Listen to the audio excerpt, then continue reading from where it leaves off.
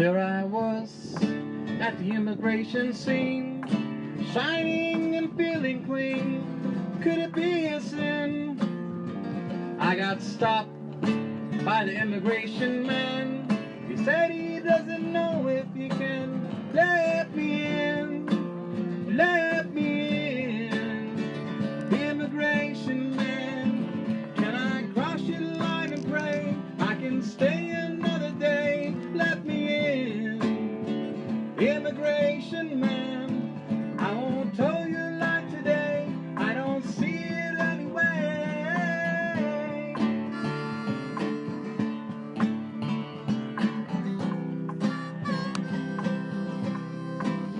We're live on Facebook. With an immigration face, giving me a paper chase, but the sun was coming all at once. Looked in my space, stamped the number all over my face. Then he sent me running, let me in. The immigration man, can I cross your line and pray I can stay another day? Oh, let me in. Immigration man, I won't tell you a lie today. I can see it anyway.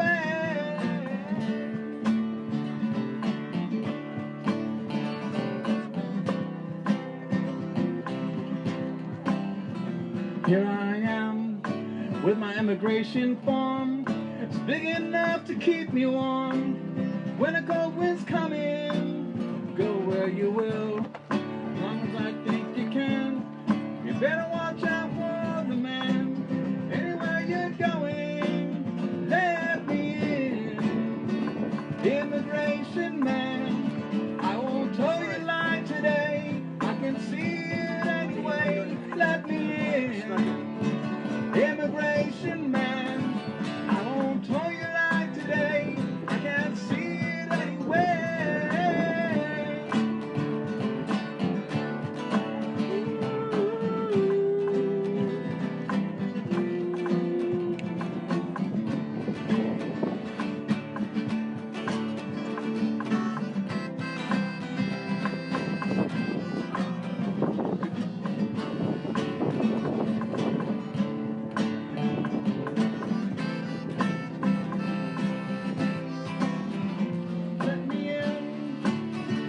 Immigration man, can I cross your line and pray I can stay another day? Let me in.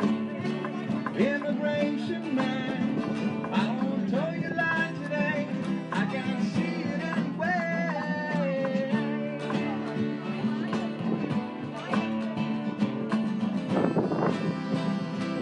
Okay, let's get a percussion solo. Here we go.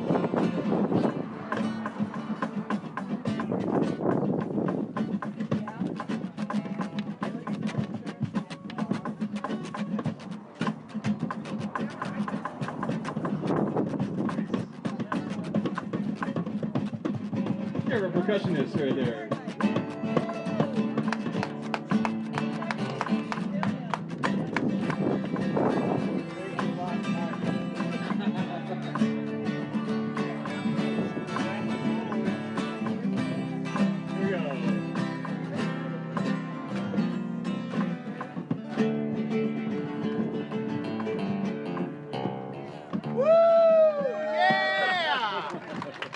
Very nice. You did learn it. I sort of learned it. Oh, but I hadn't even heard that song until yesterday or the day before. No kidding, huh?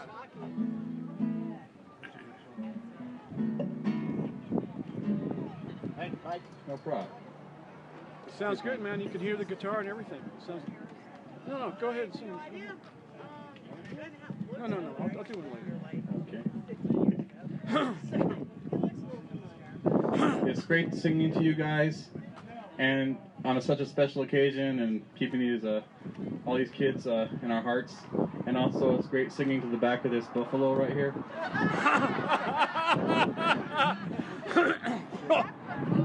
This very well-endowed buffalo.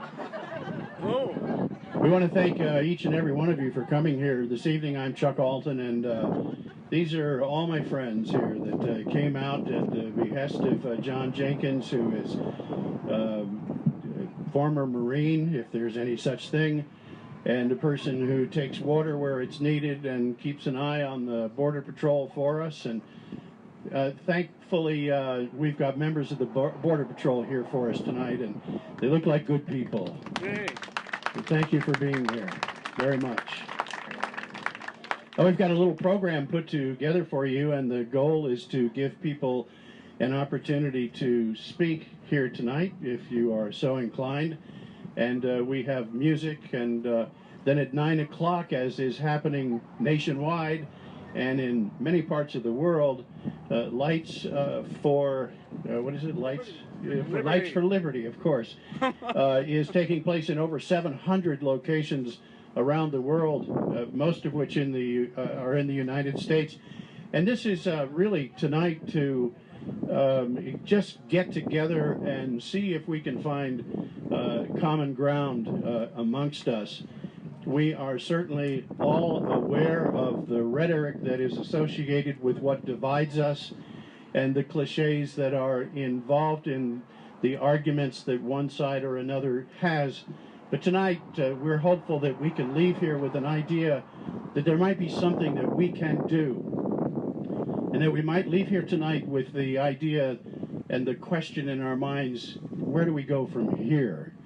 And what can we do as individuals and as a group of like-minded people to show our country a better way of dealing with our situation on the border? With our friends beside us and no person beneath us, with the bonds of humanity between us, let us ask together, each of us according to our own individual beliefs, for light to overcome the darkness and ignorance of fear. We ask this evening for the strength to speak for those who cannot speak for themselves. We ask for the wisdom to teach and exemplify love, respect, kindness, and justice. We call for an eradication of the misery of migrant children and their families. We ask that compassion will triumph over hate, that generosity will triumph over contempt, and that truth will triumph over falsehood. We ask for mercy for all refugees and migrants, but especially for the innocent children. We ask that all children be reunited with their families, so that their dark and lonely suffering will be ended.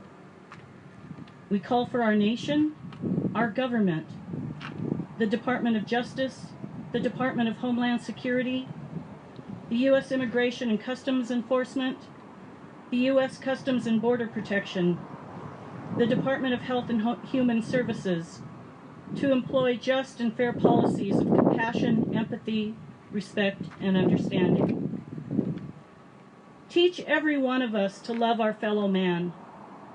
Teach us to have compassion. Teach us to care for one another, to provide for one another. Let us be a source of hope for all migrant children and their families. Let our nation shine a beacon of light, a light of liberty and freedom for all who seek refuge here. And finally, let us offer thanks for the blessings of one another and for our absent friends and family. Amen. Amen.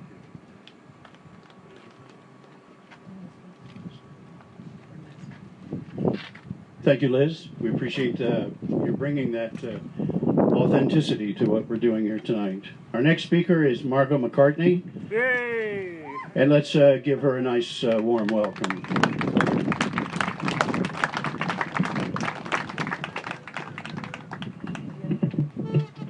Okay, thank you. Thank you so much. I did make some notes, and I'm probably going to violate the no judgment rule.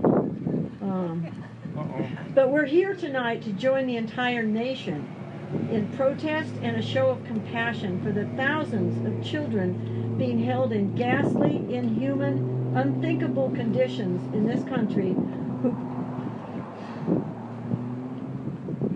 who came here for help. We are living in times that have not existed in the United States for years. They have existed before, but not for many decades. With our treatment of Native Americans, they've existed. They've existed with our treatment of African Americans during the era of slavery. And that remains a struggle. But these are really unthinkable times. The president and his supporters do not like our country's values of being inclusive. They want to keep new blood out.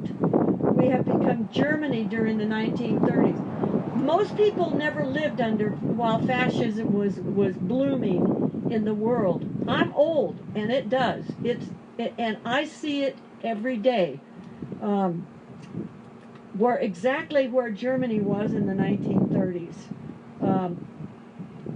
With Hitler and Mussolini. Most of you weren't even alive then. Germany demonized and dehumanized Jewish people. This administration has demonized and dehumanized brown and Spanish-speaking people. They have demonized Muslim people. They've demonized anyone who wasn't born here, and some who were. It seems not to be able to survive without finding an enemy to point at. Even thinking about these hundreds and hundreds of children in these cages, in any kind of detention, just thinking about them, for me, is difficult not to cry, which I have several times. When I see pictures of them, I can't imagine that. I just can't imagine doing that to a child. They're kept in conditions.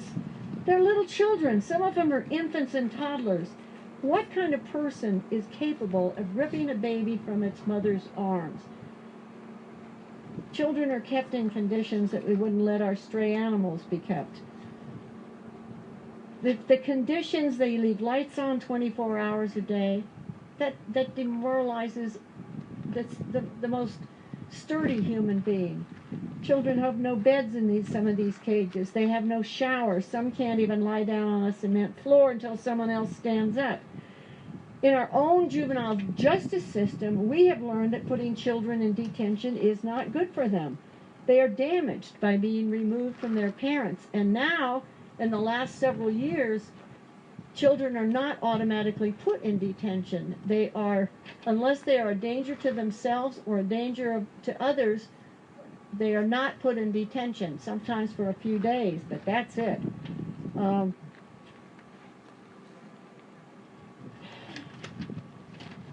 These are kids, as Chuck said, who walked thousands of miles only to lose the only anchor they had was their families. It might have been frightening and exhausting, but the children had the security of their families. Their mothers and fathers and aunts and uncles and grandparents, the children had someone to care about them, to keep them clean as they can, feed them as well as they can, make sure they had water when they could. There were dangers where they lived originally, or they wouldn't have done that. And Chump's callous remark that the children are better off than they were before makes anyone with a shred of humanity cringe. Sometimes I'm ashamed to be an American because I don't know what to do to stop what I can only view as an atrocity. And some Border Patrol agents and ICE guys laugh about it. They say how horrible it smells in the cages. Of course it smells. There are no showers and few toilets. In some cases, a child is retaliated against if he complains about the conditions. In some cases, in Yuma, the children have been subject to sexual assaults by some of the Border Patrol agents or whoever it is, border people. And those incidents haven't been arrested or nobody's been fired. They're not even investigated until the media gets hold of them. But I do want to say it's important that we do not lump all Border Patrol in one clump, because none of us are all one. Any group of people has really compassionate people, has really caring people, and it can have just as many cruel and mean and sadistic people. But it's not because they're in the Border Patrol. That's just who they are. And I think we have to have compassion for everybody.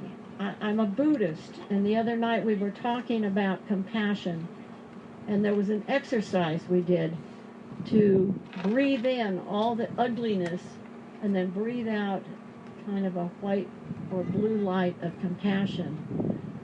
And we did the exercise first with about ourselves, whatever our dark side is, and then tried to, put light into it. Then we did it about someone we loved. Then we did it, which was more difficult, about someone we didn't like. And then we did it on groups. And it was a really good exercise to do, because even the people who are mean, mostly they're ignorant. They're really, really ignorant. And we have to have compassion for people, whether they are what we think doing well or whether we think they're doing cruel. They all need compassion. So I'm glad everybody's here. Margot McCartney, ladies and gentlemen. Thank you, Margot. I have a list here of several people who would like to speak, and so we ask you to do the best you can to keep it around 3 minutes. And our next speaker is the person who actually inspired our coming together here at this location. Ladies and gentlemen, I'd like to introduce a person that I have a great deal of respect for, and his name is Jay Jenkins. Let's give him a nice welcome.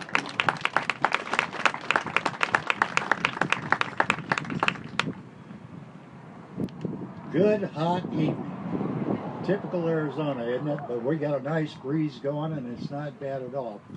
Before I start, I want to thank a couple of people who are standing back there in the back. They are Border Patrol agents. We had a two-hour tour through the facility, including the holding cells, and they were clean. There were some people brought in, some men that were brought in while we were there. They are monitored 24/7. It wasn't cold, it wasn't hot. This facility, I think, is probably a lot different than what we've seen on television. These guys are compassionate, so let's try not to put them in the same basket with somebody else. Thank you. Okay. My name is Jay Jenkins, as you heard my friend here talk about. I want to give you a little background. I am a Unitarian Universalist, and I have been working with immigration issues for over 10 years now. There's an organization called UUJAZ, which is Unitarian Universalist Justice Arizona. These folks work on all kinds of issues, but there is an arm of that called the Immigration Action Team, and this is where I come in. For 10 years, I've walked the deserts. I've seen the bones of people who did not make it. I've talked with the immigrants on the other side of the border and on this side. Never, ever once did I think of them as anything less than human beings. They are not tonks. They're not guats. They're not filthy savages. They are human beings. If you cut them open, they're going to bleed just like you and I. So let's try to remember that. We know about the indignities that have occurred in Texas, or in some cases, I take every piece of news that I get with a little grain of salt. Some have been substantiated fully, others not so much. But we have a situation in Yuma where it seems to be even worse. I'm not going to go into why and how and what. All of us have agonized over the treatment of the detainees, or prisoners, if you will, especially the very small children who have been separated from their parents, placed in overcrowded cold cages, often with a thin mylar sheet to cover themselves. In our agony, we ask ourselves, how and why is this happening in America? I think we know part of the answer. Broken immigration policies and an uncaring system. Some of us are feeling helpless, have asked ourselves, how did this happen? What can I do? How can I help? How do I make this stop? There are no easy answers, but I'm here to tell you that just by being here tonight, we've taken a step in the right direction. Our purpose here tonight is not to storm the ramparts of the detention centers, tear down the fences and buildings, and free the children and all other detainees. Our purpose is to draw attention to the situation by gathering in solidarity with the thousands of others nationally and worldwide to shine a light on this horror for all to see. Our vigil later should become that beacon of hope as individual statues of liberty and show to the detainees and the world that we see them and they will see us and know they are not forgotten in their misery. After we leave this evening, I hope that each and every one of us will take some time to think about this issue long and hard and decide for ourselves if this is what we're willing to settle for, or are we, individually and collectively, willing to do whatever it takes, or however long it takes, to help make this country the place where all are welcome, where we accept the stranger as friend, where all people of every race and every color find the sanctuary they are searching for, and we can finally call ourselves a nation of peace and be that long-promised shining city on the hill. I'm going to offer you 3 words from the great Indian chief, Black Elk. For so the children come, and they have been coming, always in the same way they come, to shelter all the children of one mother and one father, and I saw that it was holy. If you want more information about how you can help further, please see me afterwards. Thank you. Jay Jenkins, ladies and gentlemen, a proud former member of the Marine Corps for 12 years, has served our nation admirably, and now does what he feels he can to, in some way, offset what's going on our border today, however you may define that. I've got several people here. I want to bring Jeff Sturgis up next, who has a special introduction that he'd like to make. Jeff? Thank you. Yes, I'm Jeff Sturgis. I'm a retired instructor from Cochise College and also a member of the Earth Picks band. And Liz and I were here 2 days ago, and we were checking out this area where we might be playing and setting up, and we decided to go check out the Border Patrol station. And as we were wandering around the Border Patrol station, a guy came up to us and welcomed us outside and asked us if we wanted to have a tour of the Border Patrol station. And he was going off of work, so we couldn't do it right then, but we said we'll contact each other. After I got home, I think after we both got home, we realized that we knew each other. This guy, Carlos Padilla, the second in charge of the Border Patrol station here, it was a former student of mine. And I can tell you that he passed my classes, and that's not the easiest thing. And today, Jay and I toured the facility, and Jay is absolutely correct. I was very, very impressed with the facility itself, and the two people, actually 3 people I talked to, and I would like to have Carlos come up here and talk to you a little bit because he's a great guy. And this guy is second in charge of the facility here. We really do have to make distinctions between the different organizations and the different people.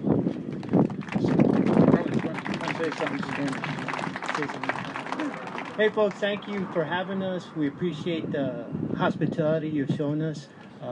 We extended this tour to Mr. Jenkins and to Mr. Sturgis, so they could have a better understanding of how we operate at the Brian A. Terry station. We understand what goes out in the media. I wanted to assure them that what you guys are seeing in the media does not occur here. I think we proved that. I've been coming up on 23 years. I have children. I wouldn't allow that kind of treatment. We don't allow that kind of treatment at the Brian A. Terry station. So I hope you look at us favorably. We are part of the community. We do care. There's tons of safeguards to ensure that people are treated with respect, that are fed, that are given medical attention if that is needed. Nobody's denied anything at the Brian A. Terry station. So I'm open to some questions if you guys would like. If you don't want to do it in public, we'll be here at the side. Go ahead, sir. Well, this isn't a detention center, is It is not.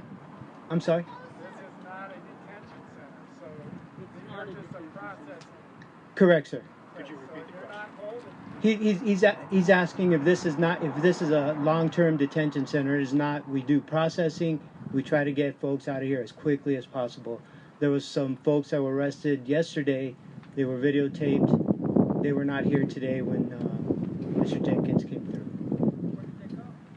Yeah, where do they go? They get. I don't know what exactly happened to those 5. It's all based on their records checks. Had they had something criminal? Did they go up to get prosecuted? Were they repatriated back to their Mexican country? Any other questions? Sir? How are things going with the monastery in St. David? I understand they're holding families there.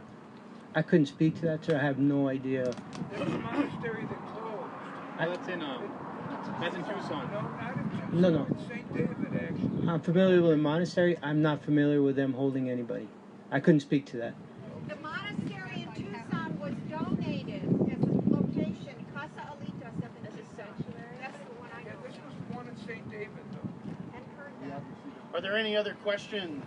I have a question. Do you have people in your area, in the detention area from Central America? In the current moment, no, ma'am.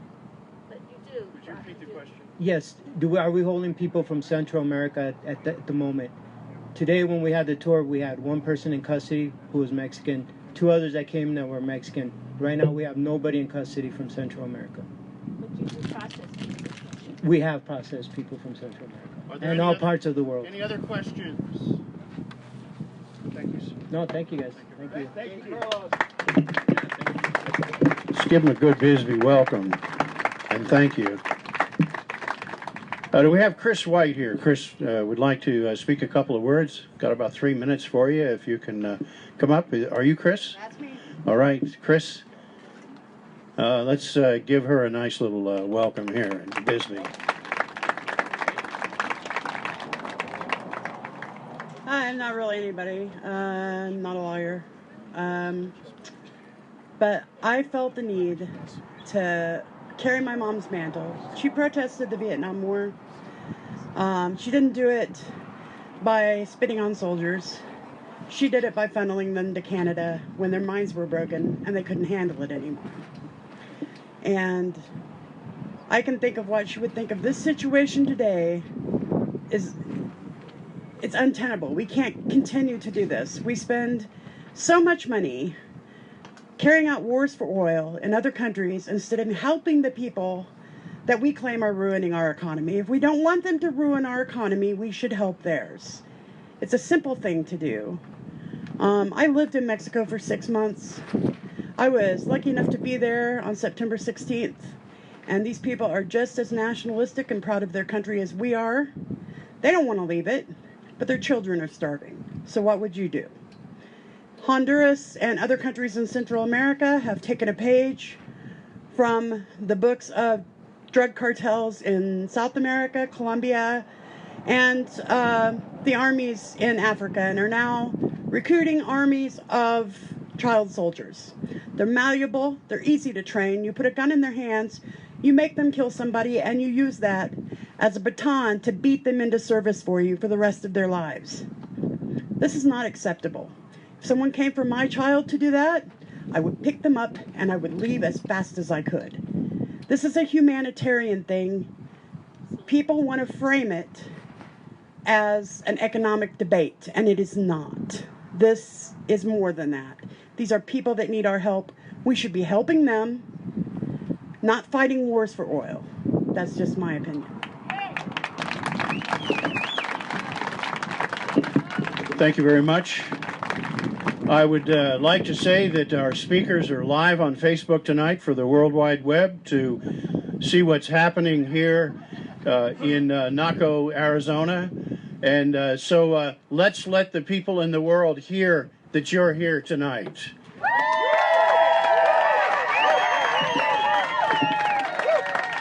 And there you have it. Is Sharon Travis here? Sharon, where might you be? Sharon? I might be here. She is, in fact, there. This is Sharon Travis, and she'd like to have a word, and I've got 2 or 3 other people to follow her. Sharon? Hi. I've been a Bisbee resident since 1987. For most of my professional life since 1991, when I got my master's in social work from from Las Cruces, New Mexico State University, I've been a social worker in the field of child welfare. And I have to tell you, of all the things that have come along in all those years, since my becoming a professional social worker, nothing has enraged me or grieved me more than hearing about the separation of children from their families. I know as a professional, doing it under circumstances because of child abuse or serious neglect, what that separation, even in those kinds of conditions, does to a child. They rarely really recover from it. It makes me want to scream at the top of my lungs, which I do in the privacy of my bathroom with my shower running. But I tell you, this is wrong. And if I, as a professional social worker with a professional child welfare agency, had done and let loose the bounds of control or documenting or keeping track of children and where their parents go, I would have been terminated from my job, possibly imprisoned and fined beyond the rest of my life to pay it off. And I do not understand how the federal government can do what it is doing, sending children God knows where and their parents God knows where, some of them never to meet again. We don't know how many thousands of kids have been separated who will never be reunited with their parents because the federal government can't keep track of them. It just infuriates me. Thank you all for being here. And thank you. Listen, I will say that I have placed children for adoption in loving homes of Border Patrol agents. And I know that so many of them have compassion and concern about how these things are being handled. So I appreciate the guys and the woman being here tonight and standing with us, because I do not for 1 minute believe that they all are acting like that without compassion. And now you get another side of the story here. Once again, we thank you very much for being here, and we'll have more music after we hear from a couple of our additional speakers. We are live on Facebook here. I would imagine there are many thousands of people who are witnessing what's going on here in Bisbee/Naco, Arizona. We are just a stone's throw away, if you will, from the Border Patrol station here, and it's a big operation here in Naco, Sonora. There is a port of entry in Naco. The other port of entry in Cochise County is at Agua Prieta, where there is another Border Patrol station. I'd like to bring up our next speaker, if you will. We've got a couple more here. Is Chris White still here? Chris? Yeah, I'm right here. Oh, you just spoke. Very good. Forgot to cross you off my list. How about David Satterley? David, are you here? David. Let's give him a nice little welcome there.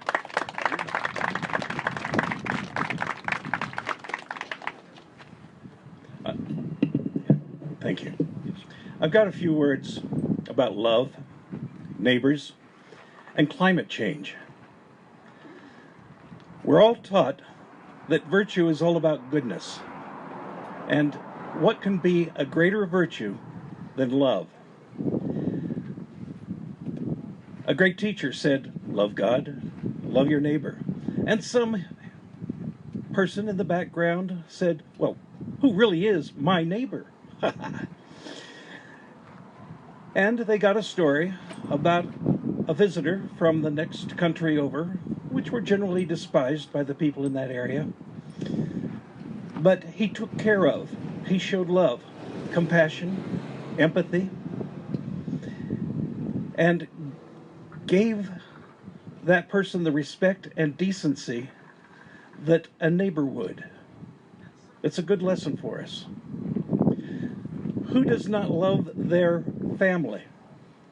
Who would not do anything for their child, to protect them, to feed them, to clothe them, to nurture them, to give them a good life going into the future so that their children and their children will be protected as well?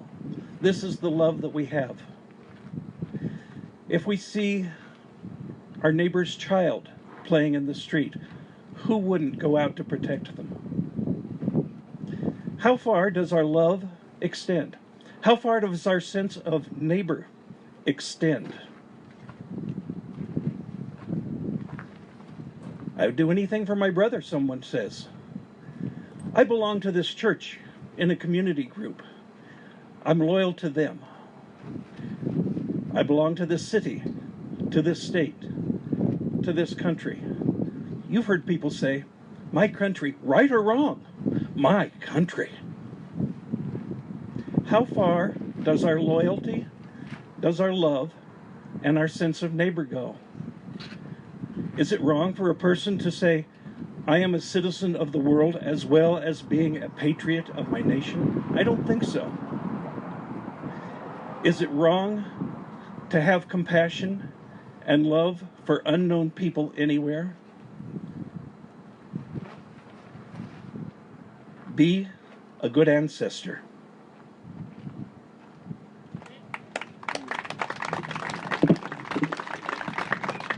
Words to live by.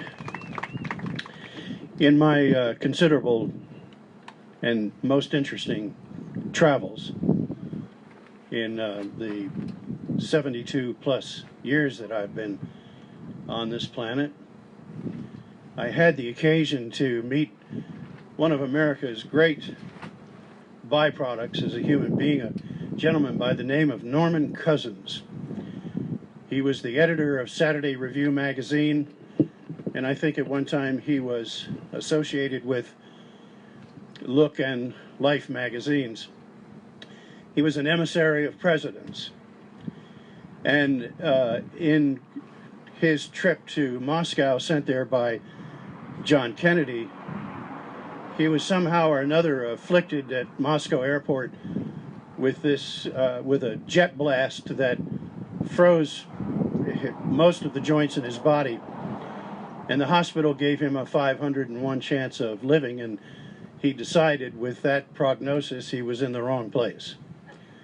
So he and his doctors set out to decide what to do. And they decided that there were two things that would heal Norman. And that was massive doses of vitamin C and quantonious doses every day of belly laughter. And he was cured. In his book, So Explained, Anatomy of an Illness, Mr. Cousins was one of the most interesting people that I've ever met, and it was an honor to be able to spend any time with him at all. But in his book that he gave me and signed in one of our couple of meetings, I remember getting to the first page of chapter 3. It's a Socratic dialogue called Celebration of Life. And I read this one chapter, and I don't remember what the question was. It's a one-person Q&A, a Socratic dialogue. But the answer was this. And this is where I closed the book. I haven't read beyond this paragraph, first page of chapter 3 of Celebration of Life by Norman Cousins. And he said, it's a known, proven, scientific fact that every man, woman, and child on the face of the earth is 50th cousin at most. That froze me in time. Now, the 50 is questionable. But the lesson is, these are our cousins. These are our family. And in the end, what it all boils down to is the extent to which we really care for each other. And I remember telling a couple of people, in fact, I have a couple of people in my life, and this was back in the 80s when I read this, that have called me cousin ever since. And I call you cousin.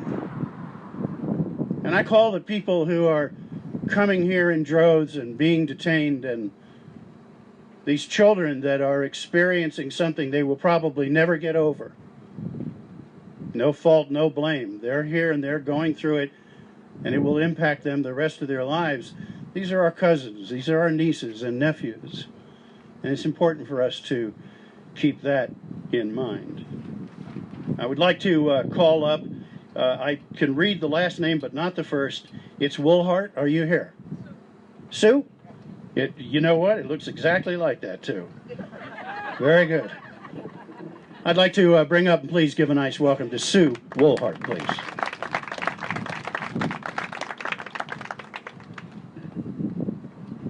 Okay. Just don't look at it. Okay. I wasn't really prepared to do this, but it's heartbreaking to see the pictures of the children. And what crosses my mind is what is going to be the long-term effect for these kids. And not just the kids, but all of us, when we see our government being sadistic. And how can we ever trust our government again? It's just heartbreaking, and I don't know what to do. And I don't think anybody does. And I know hate is not the answer, and it's just a really difficult situation. And that's about all I have to say.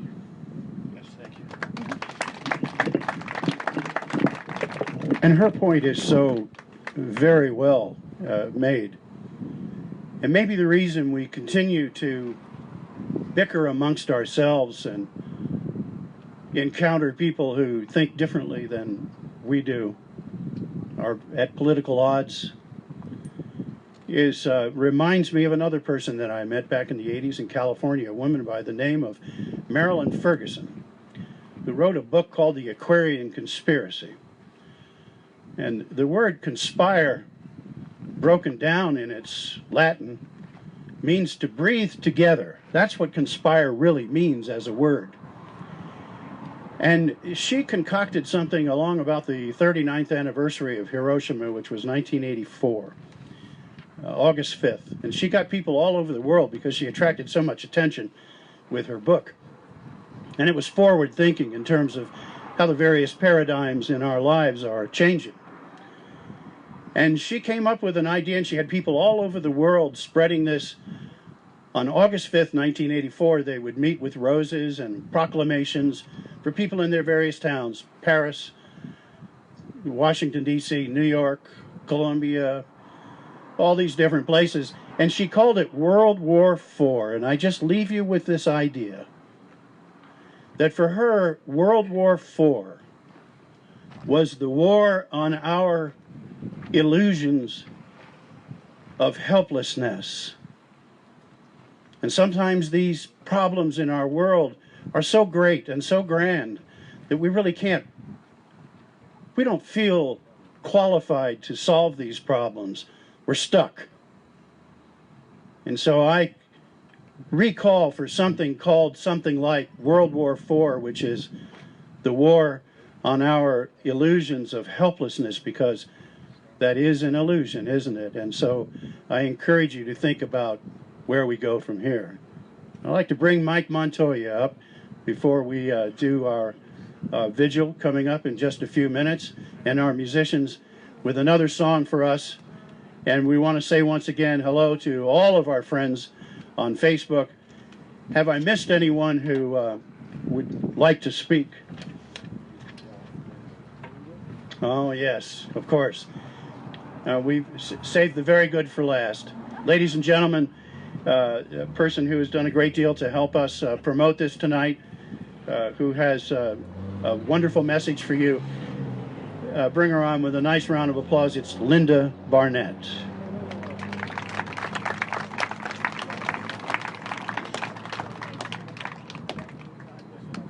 Okay, don't look into the light. Okay.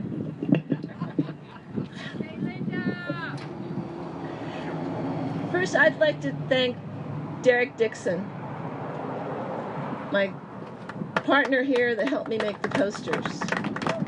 He's technocrat. He's wonderful. If you need anything done, call him. He's got business cards. Mr. Jenkins gave me a poem to read. I'm going to try to get through it. It's not going to be easy because it's very emotional. But it's written by a woman.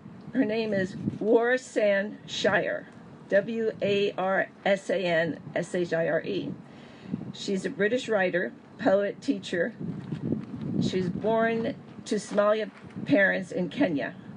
And she was awarded the Brunel University African Poetry Prize, which was chosen from a short list of 6 candidates, but the total number of entries were 655.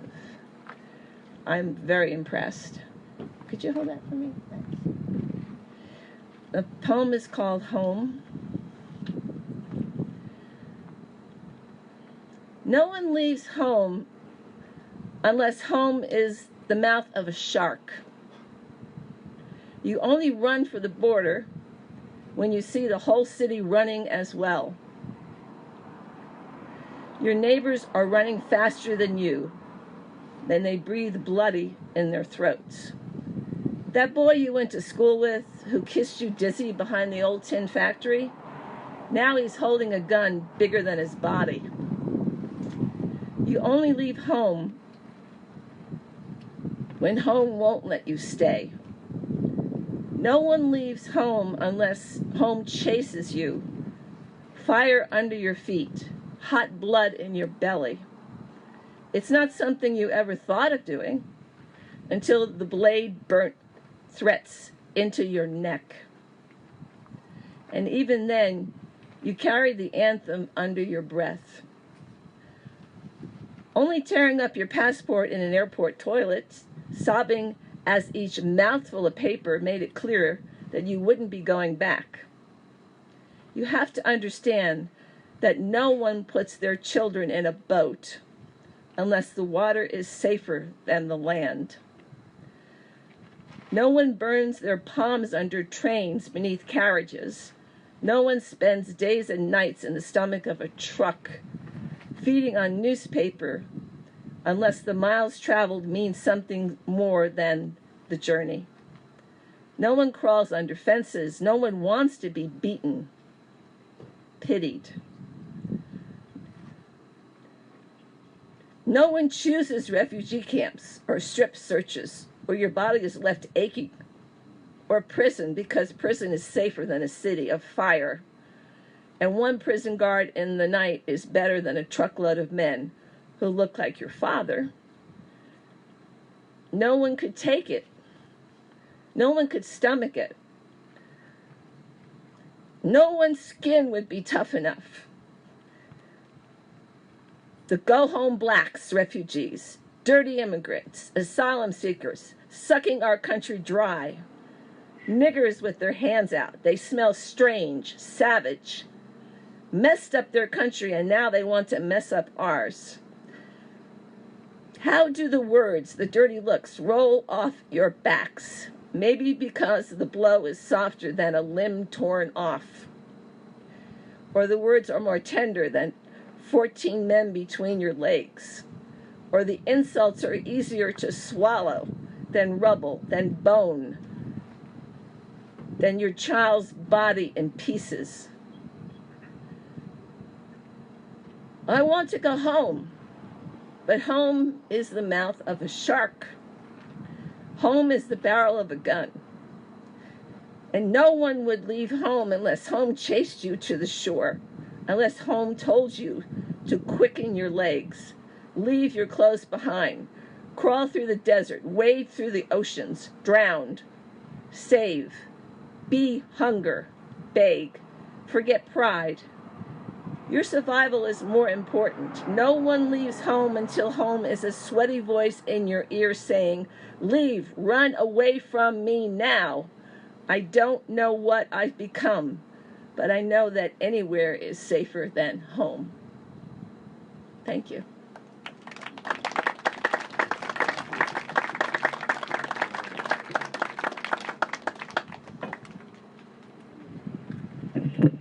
And now, before we bring Mike back up, Jay would like to tell you the way this is formatted everywhere is that at 9 o'clock there are moments of silence, as long as a half hour, where we meet. Do we have flashlights or candles here tonight? Did you come with those? Let's see them if you've got them. Let's see them now. Let's see what you've got. And that is a beautiful, beautiful thing. Here's Jay. Okay, the original plan was to leave here and walk down across the street till we were opposite the Border Patrol station. However, since the only building you can see from that side of the street, or even from this side of the street, is a building that's no longer used. That big building that's there with the copper top, it's vacant. They've moved everything in behind there to the other buildings. So it doesn't matter, though.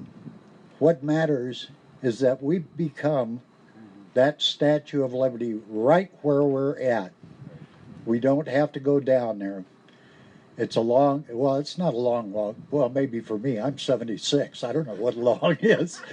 But I think we can, like I say, become the Statue of Liberty that we know from our past and do it right here in the dark. Thank you, Jay. We're going to bring the musicians up for another song.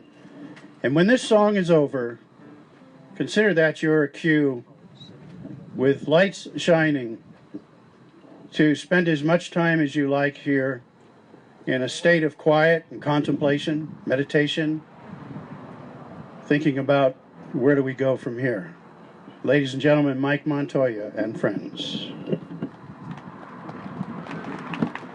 Thanks for everybody for coming out, for everybody that's spoken. Everyone said so many great things. And before we start playing, I just wanted to let you know, you might already know, on the other side of the line in Agua Prieta, there's a migrant shelter and migrant center there. And if you're interested in volunteering over there, now's the time, because a lot of the volunteers that have been there are kind of going other places, or they just need some help over there. So a lot of really nice people, and they're also looking for donations over there.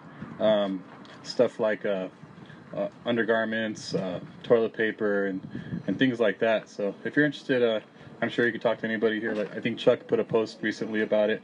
But a lot of great people there in Agua Prieta that are just waiting to be processed on that side of the line. So, it's good to just go there and get a good perspective on things. I guess a few months ago, when I think the caravan started, I don't even know how many months ago that was now. The word invasion was brought up or directed towards the caravan, and I don't know, I was like, it's kind of like if you just called Bisbee, which is like 5,000 people, an invasion. It's like, it's like a big group of people to just stamp like that, and it really bothered me, especially because there's little kids. I think sometimes with politics, it can become like a sport or something, and it gets covered like a sport, and with media and politics, it just becomes a sport. But if there's a football game going on and a toddler wanders on the field, you stop the game, so I think that was ridiculous that was called an invasion. So I wrote this song back then, and I haven't played it in front of anybody, so I thought tonight would be the perfect time. But there's a sing-along part in the song. It goes like this. It's kind of I don't know if it's a high key for everybody. It goes, the words are, "At the burst of a whistle, I'll salute a caravan of 5,000 worn-out shoes." And it goes like this. At the burst of a whistle, I'll salute a caravan of 5,000 worn-out shoes. Can you guys do that? At the burst of a whistle, I'll salute a caravan of 5,000 worn out shoes. Let's try it out. At the burst of a whistle, I'll salute a caravan of 5,000 worn out shoes. My little show, when the day is cold, still lapsing of danger zones, still lapsing of mind control. None of these folks gonna slow their roll. Your normal life and goals, their day-to-day struggle. Here we go. At the burst of a whistle, I'll salute caravan of 5,000 worn out shoes. Everybody, come on. At the burst of a whistle, I'll salute a caravan of 5,000 worn out shoes. My little show, when the day is cold, still lapsing of danger zones, still lapsing of mind control. None of these folks gonna slow their roll. Your normal life and goals, their day-to-day struggle. Real loud, come on. At the burst of a whistle, I'll salute caravan of 5,000 worn out shoes.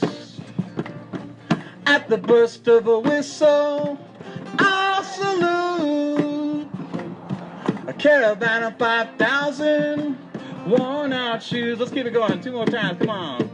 At the burst of a whistle, I'll salute caravan of 5,000 worn out shoes. At the burst of a whistle, I'll salute caravan of 5,000 worn out shoes. Give yourselves a hand, come on.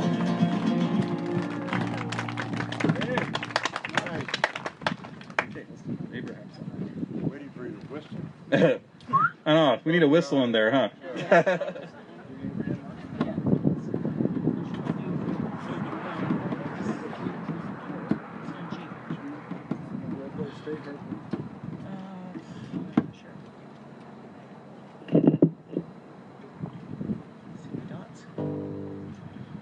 Here's a song that was, I remember it from when I was a child, and it was written after Bobby Kennedy died. Trying to get my papers to not flow around. That should do it. Can you see it? Okay? Can you see it okay?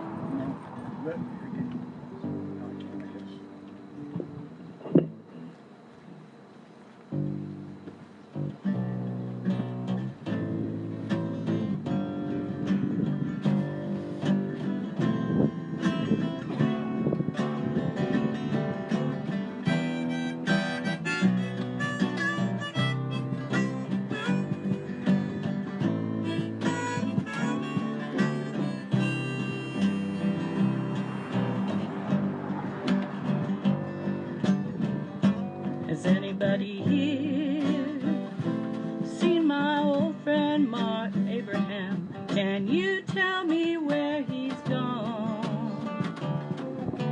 Freed a lot of people, but it seems a good die young. I just looked around and he's gone.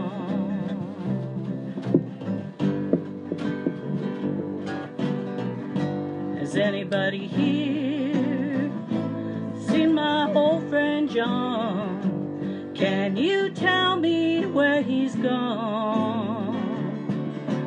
He helped a lot of people, but it seems a good die young. I just looked around and he's gone.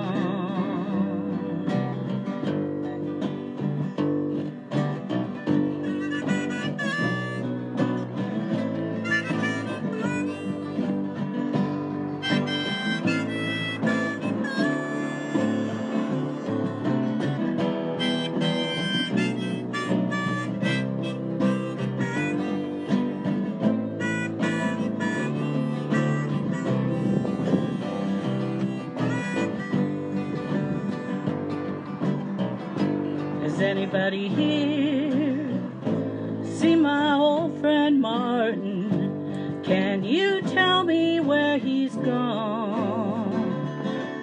He freed a lot of people, but it seems the good die young. I just looked around and he's gone.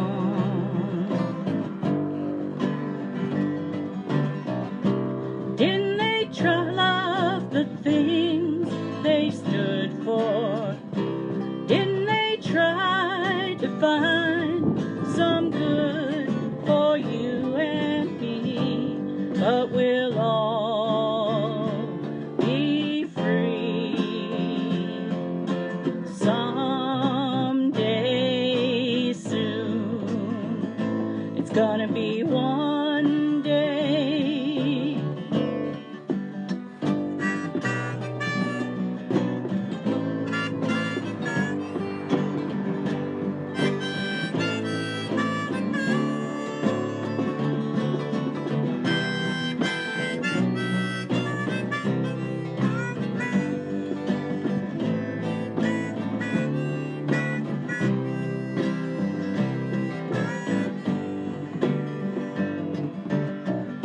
Has anybody here seen my old friend Bobby?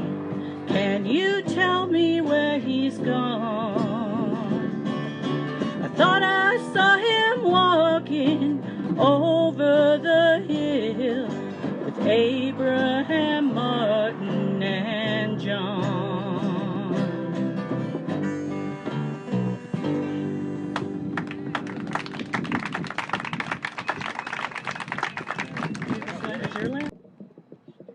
Steal your spotlight here for a minute, Mike.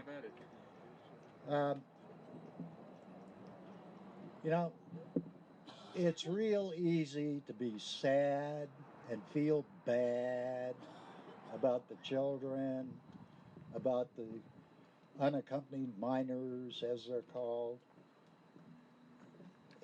And that's okay. Feel bad for them. But while you're feeling bad for them, remember one simple thing. And I learned this through a lot of social action, that we outnumber the government. We can make the change, and we don't have to pick up a gun to do it. No. I've always been one that, I don't know, for years I thought the only way I was going to be able to make a deep impression on anybody was at the point of a spear or the deep, dark end of a club. Yeah. And I've learned over the years that, no, I know that you can make a difference one at a time. So if you're still asking yourself, what can I do? What can I do to help? You started tonight. You're being here. That's a big step. It's not easy to come out knowing that there's a good possibility that we would face some people who weren't going to be as nice to us as we can be to them, or not knowing whether the sheriff's department was going to be on our side. I happen to know that they're a pretty good bunch of guys overall. I've had my run-ins with them, but then again, it's what I do. So, if you want to know what you can do, if you want to leave your email address, no name, just your email address, on a sheet of paper on the table here, I will send you a simple list of things that are being done every day by ordinary people all over this country that actually help. It helps the children. There are only 2 organizations left that can actually get anything inside the detention centers where those children are being held. One are the Mennonites, and I was impressed when I talked to one of their lay people there back in Maryland. They figured out a system that gets by DHS to get items that are needed into those systems, into the detention centers. So, if you want the information, just leave your name on the clipboard here, and I'll send you a personal email. I thought it's getting a little chilly, or I'm getting a little older. I'm not sure which. Probably both. We may try to shorten this up a bit. Mike, do you have another song you were going to do?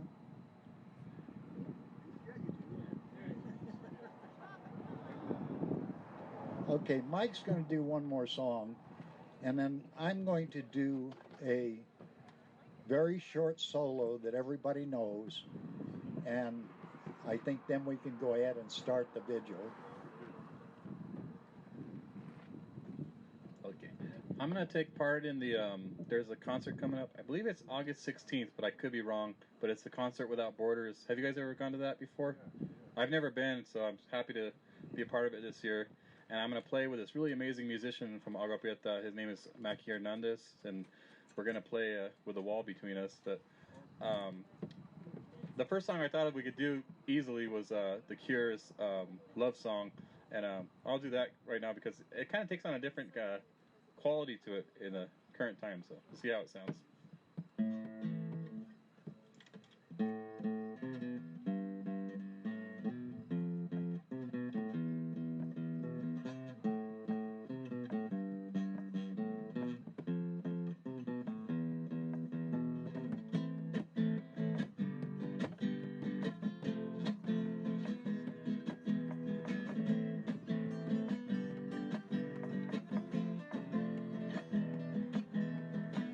Whenever I'm alone with you,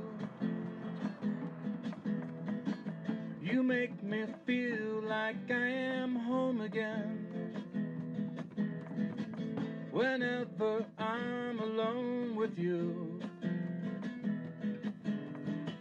you make me feel like I am whole again.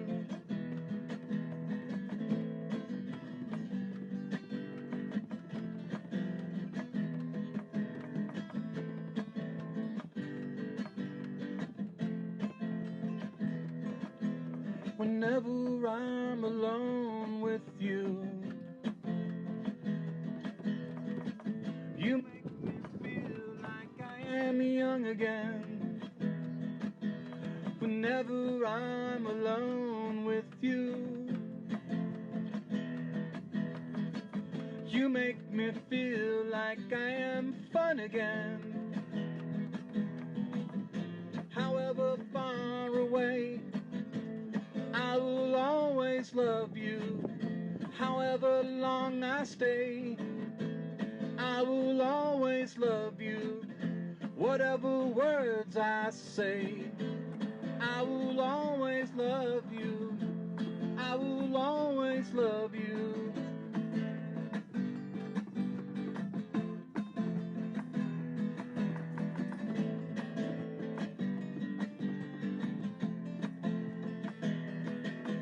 Whenever I'm alone with you, you make me feel like I am free again. Whenever I'm alone with you, you make me feel like I am clean again. However far away, I will always love you. However long I stay, I will always love you. Whatever words I say, I will always love you. I will always love you.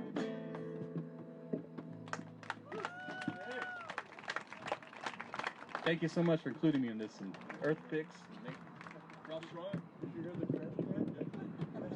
Mike Montoya and Earth Picks. One more time for them.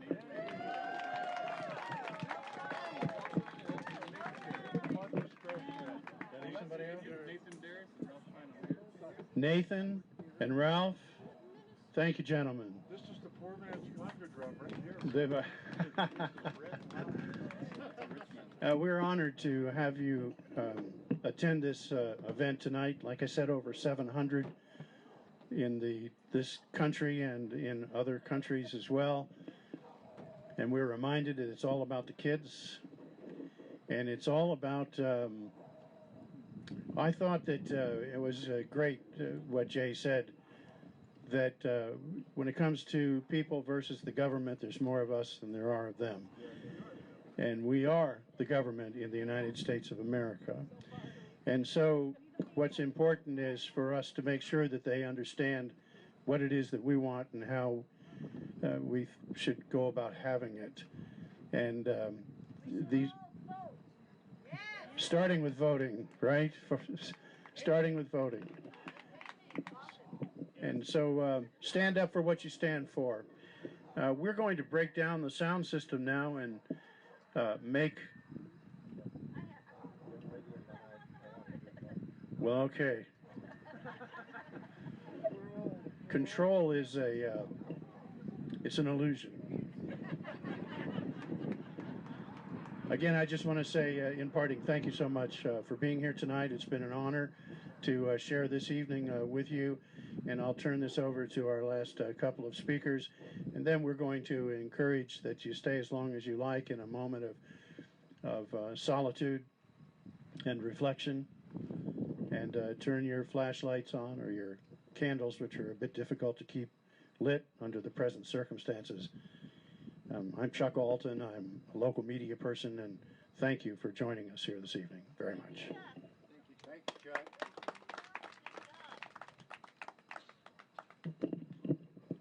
My name is Kathy Swaggy. I'm from Benson, 60 miles north of here, and anybody who knows me knows I can't be quiet for long.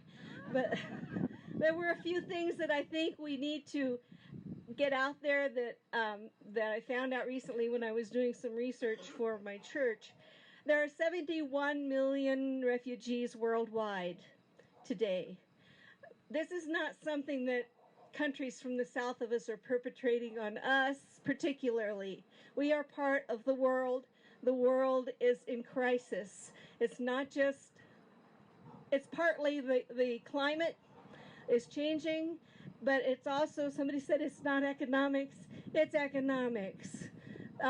Poor people are being put upon in all countries, including our own. And we just need to recognize that.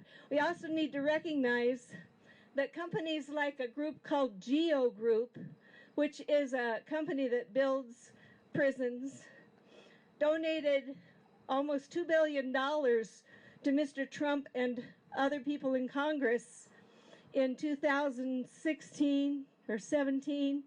In 2017 and 2018, they were getting contracts on the border for prisons. This is economics, people, and poor people are paying the price. I just want us all to recognize that. Thank you.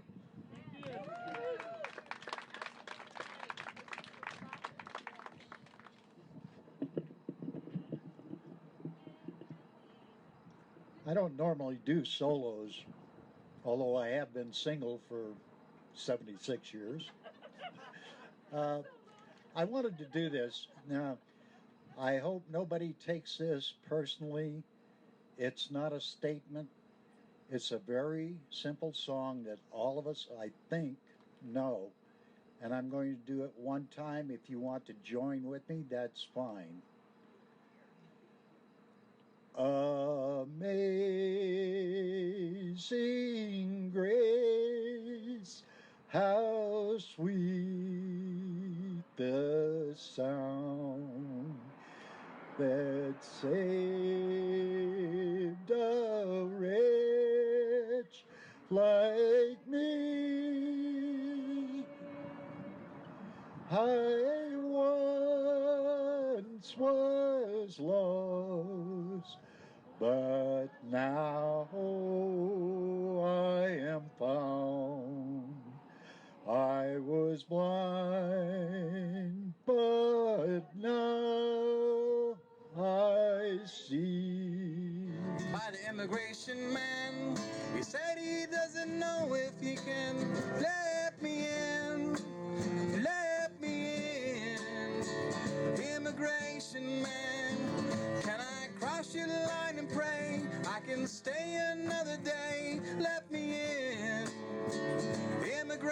and man.